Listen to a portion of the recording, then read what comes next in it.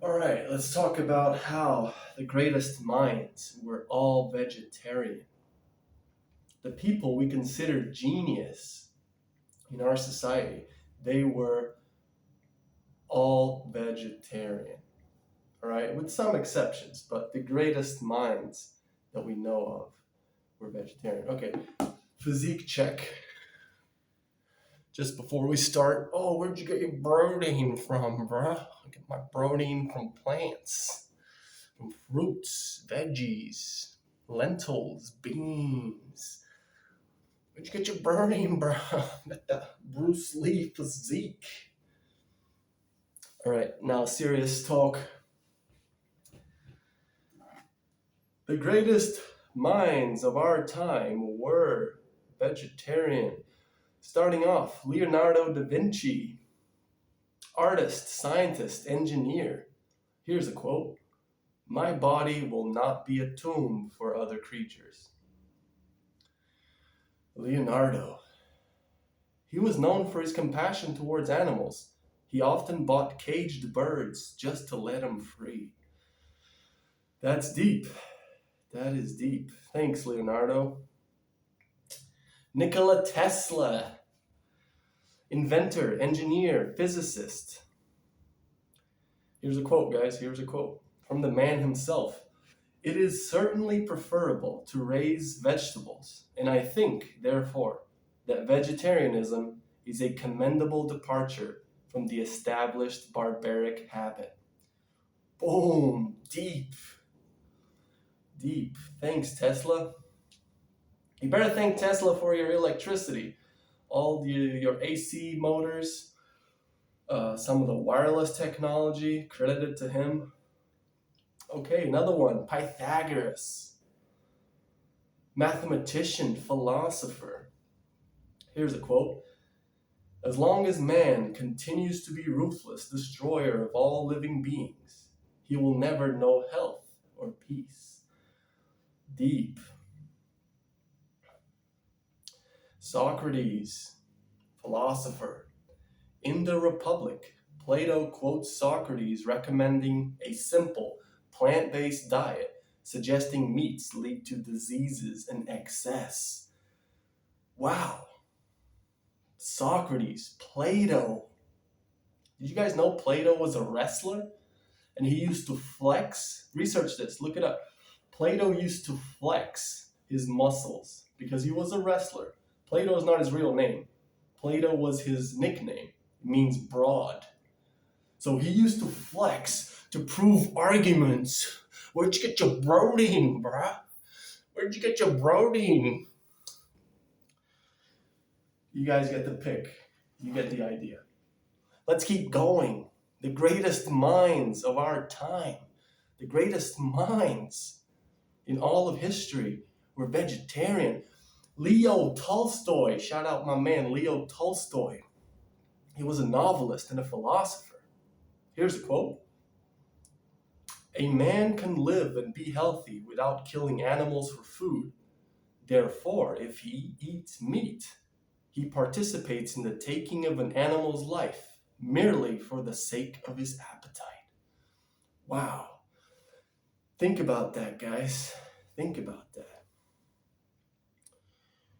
Albert Einstein. No shit, Sherlock. No shit, Einstein. Albert Einstein, physicist. Nothing will benefit health or increase chances of survival on Earth as the evolution to a vegetarian diet. Einstein, my man, Albert. All right, let's look it up.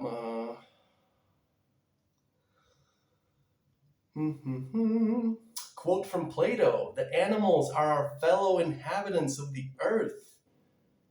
In the Republic, the healthy city lives off grains, fruits, and vegetables." Wow. Plutarch, my man, Plutarch. "But for the sake of some little mouthful of flesh, we deprive a soul of the sun and light." Damn, that's deep. Don't deprive souls of sun and light, man. Please. Ah. Seneca the younger, Seneca my man. I hold it not to be just more human, but more economical to abstain from animal food. This was in Letters to Lucullus. Seneca the younger. Just quote. I'm just like scrolling through these quotes, vegetarian quotes. I gotta pick and choose here. Okay, Arthur Schopenhauer, my man. Shout out to Schopenhauer. Compassion for the animals is intimately associated with goodness of character.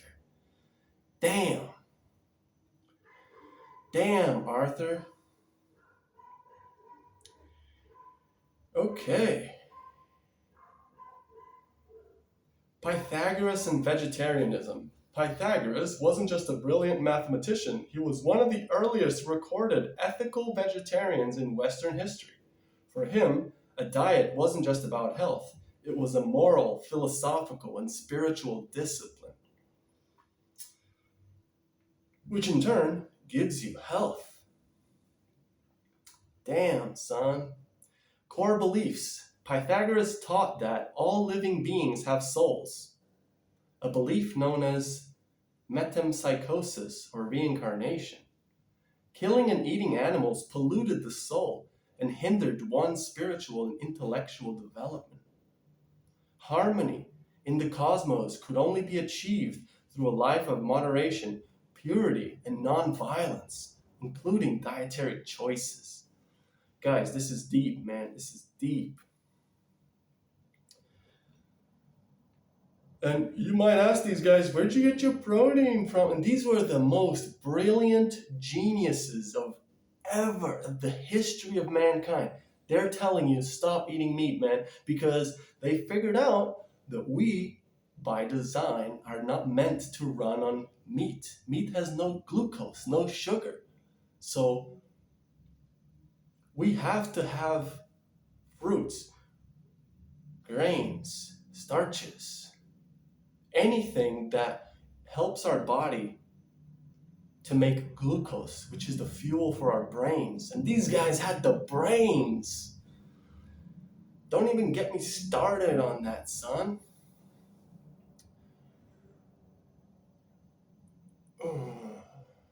Man, this is deep. There's so much. I'm just scrolling through ChatGPT here, just scrolling through all of this. Okay. Famous quotes attributed to Leonardo da Vinci. My body will not be a tomb for other creatures. We read that. Truly, man is the king of beasts, for his brutality exceeds theirs. We live by the death of others. We are burial places. Don't be a burial place for... Really, you're going to look at me in the eye and say that man was meant to eat meat? Okay, let's say this is the most natural diet, guys, all right? According to some of you guys, oh, we're omnivores, we're supposed to eat meat. Oh, really? Okay, so an omnivore, like a bear, a pig, a dog, those are true omnivores, all right? They get their food raw. They kill it on the spot with their fangs. They don't cook it. They don't use a knife. They got fangs. They got claws. But us silly humans, are you going to tell me that you're going to kill a cow? Please don't kill a cow. But theoretically, you were going to kill a cow with your bare hands and eat it because you need red meat? Oh, really? Right. So that's why you guys are not geniuses. And these OGs, they came up with the math, the science, the philosophy, because they figured it all out, guys. It's simple. Just look at nature. And okay, let's say you can kill a cow. Don't do it, but let's say you can kill it. Maybe by using a little club or a rock. You throw a rock at it. Good luck, but okay, let's say you could kill it. How are you going to butcher it without a knife? You're gonna use your carnivore fangs on it? Really? Come on, guys. Come on, guys. Think. Think. Use your brains. Use the glucose. Oh man. Unbelievable. Unbelievable. Oh, and some of you say we need B12. Oh, you can only get B12 from meat. Did you know that in the slaughterhouses and in the meat industry, they inject the cows with B12? B12, guys, is a bacteria that's supposedly present in the soil. Okay? Nowadays, we don't eat soil. We don't get our hands in the dirt. And that's why most of you guys are deficient in B12. And what are the symptoms of B12 deficiency? Let's look it up real time. Just to see if we check. What are the symptoms of B12 deficiency? Let's see if the artificial intelligence can give us an answer. Vitamin B12 deficiency can lead to a wide variety of physical, neurological, and psychological symptoms. Here's a breakdown. Fatigue and weakness. Not here. Do I really look like I'm fatigued? Woo! Woo! Come on, guys, think. Pale or jaundiced skin. Do I look pale? Do I look like I have jaundice? Guys. Shortness of breath. Oh no, I just did. Are you for real? I can do jumping jacks. Boom, boom. Start the shadow box. Ba, ba, ba, ba, ba, ba, ba, ba, ba, ba, ba, ba. Side kick. Oh, there's a jab. What you gonna do? Do I look like I have shortness of breath? Heart palpitations. That's interesting. Every time I have a fatty meal, I get heart palpitations. Go figure. And a lot of the keto folks in the comments say they suffer from heart palpitations. Mouth ulcers. Oh no, that's the reason why you wear a mask, because you have mouth ulcers. Let's get to 1,000 subscribers and I'll do an unmasking. I don't want to wear this stuff, okay? Let's do a WWE style, unmasking, like Rey Mysterio. Or Kane, do you guys remember Kane? Pins and needles. Poor appetite or weight loss. Oh no, I eat 4,000 calories a day, I have no appetite. Guys, do I look like I have weight loss?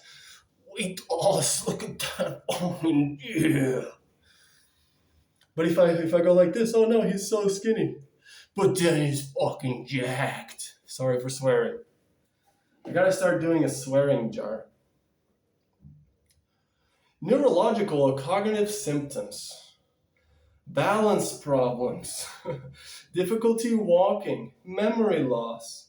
Confusion. Depression. Mood changes. Irritability. Cognitive decline or dementia.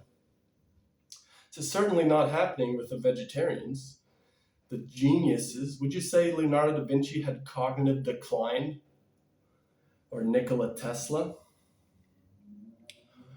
Anemia, low red blood cell count. If I had anemia and low blood cell count, red blood cell count, would you think that I would have a high VO2 max? I don't think so. Okay. There we go. So yeah, and I've done my blood tests. Blood tests are all perfect. So, and you can always have a little multivitamin, which I do every once in a while. Those have B12. There's fortified cereals. Those have B12. If you're a vegetarian, you can have low-fat milk. That has B12. Guys, use your brains. All right, let's get back to these quotes because the video is getting too long, but you get the idea. Okay, I just want to tell you guys a little bit more. Okay, Nikola Tesla quotes on vegetarianism. On general principles, the raising of cattle as a means of providing food is objectionable. It is certainly preferable to raise vegetables, and I think the vegetarian manner of living is not only desirable, but absolutely necessary for the preservation of our race. Tesla in The Problem of Increasing Human Energy. This was written in the 1900s. Man's present nutrition is not natural. He has, by the force of habit, perverted taste, and hereditary prejudice made it so. The truth is that we eat too much and eat the wrong kinds of food. Damn, was Nikola Tesla telling us about the sugar diet? We're eating too much fat and too much protein. Let's go back and eat some vegetables and fruits. There we go.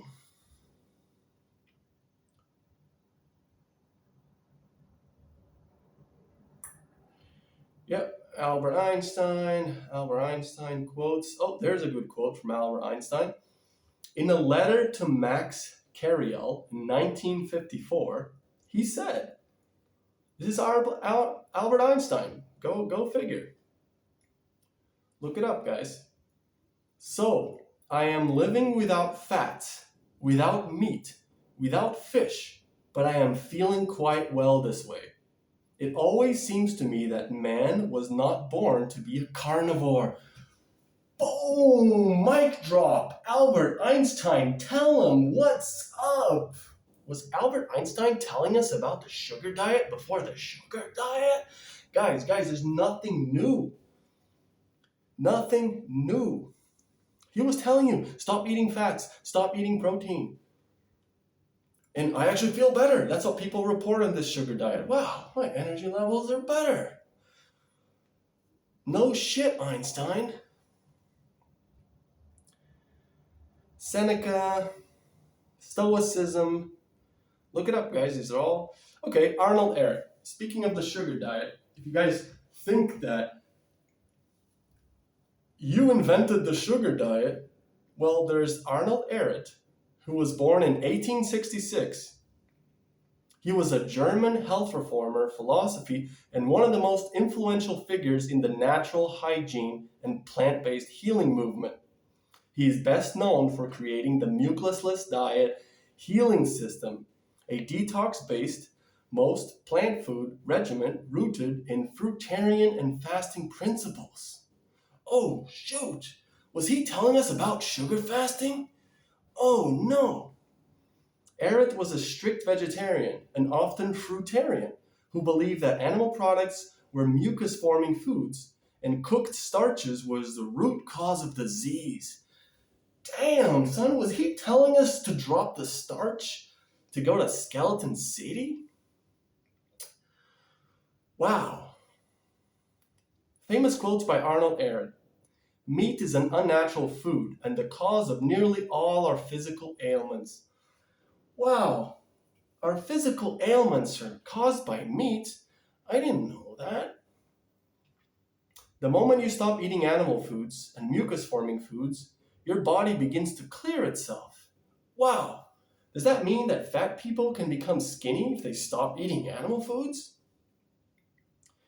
You get the point, guys. You get the point. The average man digests rotting animal flesh in his stomach and wonders why he is tired, irritable, and sick. This brings me back to what I was trying to tell you about the bears and the pigs and the omnivores. We don't have fangs, we don't have claws, we don't have digestive systems that are meant to digest rotting flesh. We're like the apes, guys.